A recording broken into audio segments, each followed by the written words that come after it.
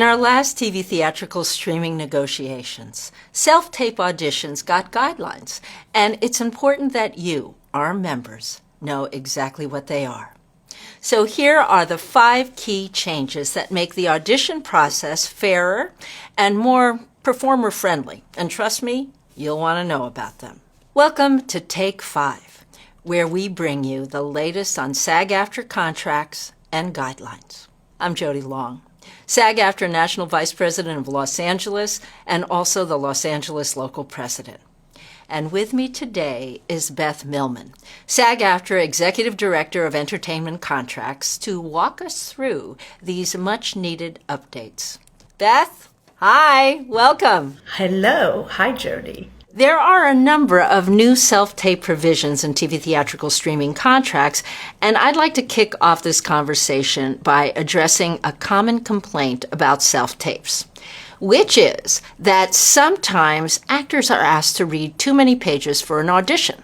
So, is there a limit to how many pages an actor can be asked to read for a first self-tape? Yes, there is, Jody. So now sides cannot be more than 8 pages for a first self-tape and not more than 12 for a second or subsequent self-tape. Keep in mind that a low-budget theatrical or a low-budget new media contract actually has a 5-page limit for the first audition and then a subsequent second or third would go to the 12-page limitation. These pages also have to be standard industry pages, so no cramming, teensy tiny little fonts. We want a standard industry page. And also, upon the request of a performer that has a disability, the producers shall make reasonable accommodations to provide materials in a format accessible to the performer. Okay, moving on. So let's talk about how long performers have to submit their self-tapes. A producer has to make the breakdowns, the sides, any scripts available to the performer's agent or other representative 48 hours prior to the deadline for submission of the self-tape, 72 hours for a performer who's a minor performer. Keep in mind, sometimes there are emergencies in casting, and these deadlines won't apply if last minute an actor drops out and they have to replace an actor within a day or so, or if there's a new role added to the script very last minute. Then when there are truly exigent circumstances in casting, they won't have to live up to these 48 hours or 72. However, for the most part, this is the rule, and it is what people are learning to now work with.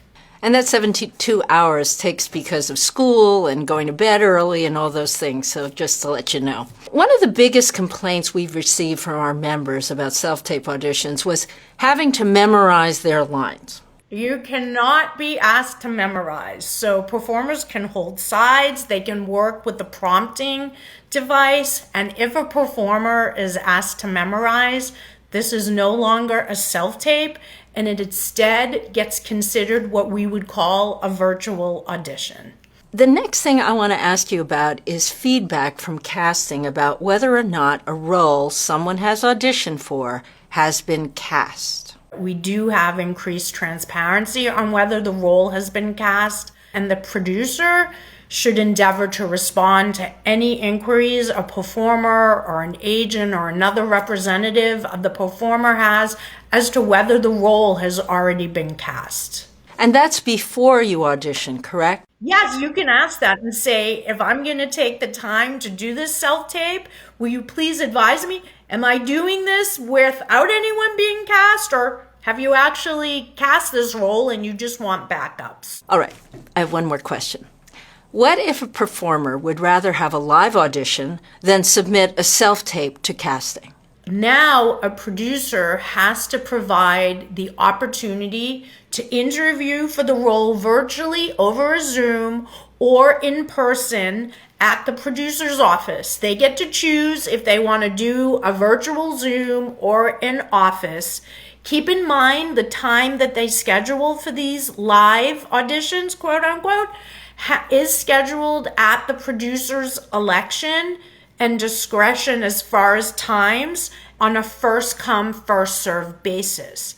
The producer also has to make a reasonable accommodation for performers with disabilities and senior performers, and also has to consider sleep schedules for minors. So basically, we don't want to see a minor performer auditioning at 10 o'clock at night on a school day. So just some common sense rules there. And get your self-tape requests in person or virtually right in. They fill up fast, Jody. You are correct. Thank you so much, Beth, for taking the time to be with us today and taking us through some of the self-tape provisions from the TV theatrical streaming contract.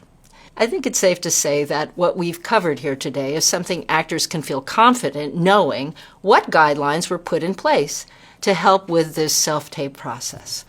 If you have any additional questions about self-tape, you can reach out to the Entertainment Contracts Department at SAG-AFTRA. I encourage everyone watching today to subscribe to the SAG-AFTRA YouTube channel, where you can find more educational videos on SAG-AFTRA agreements and contracts. Our mission is to empower our members with information. So thank you for watching.